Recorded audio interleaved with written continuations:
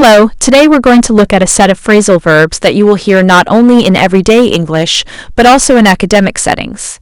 Understanding these will help you during lectures, discussions, and even while reading research articles. Let's begin with bring up. Imagine you're in a classroom discussion. A student might bring up an important point or question that the professor hadn't considered. This means to introduce a topic for discussion. For example, she brought up an interesting idea about renewable energy. Now, sometimes events don't go as planned. If a lecture or experiment is canceled, we say it was called off. For example, the field trip was called off because of a thunderstorm.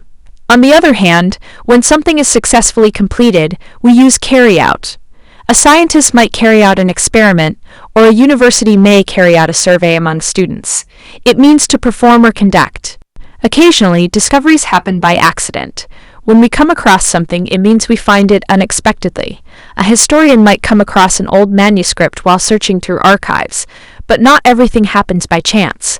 Sometimes researchers must be creative. They need to come up with new ideas or solutions. For example, engineers are constantly trying to come up with methods to reduce pollution.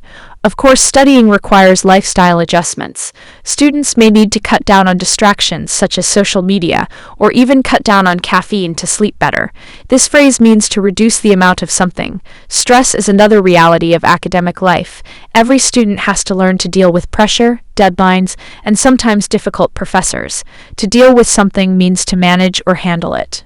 Unfortunately, not everyone succeeds in this environment. Some students may decide to drop out, meaning they leave school before finishing.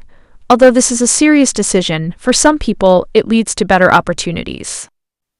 But for those who stay, problem solving is essential.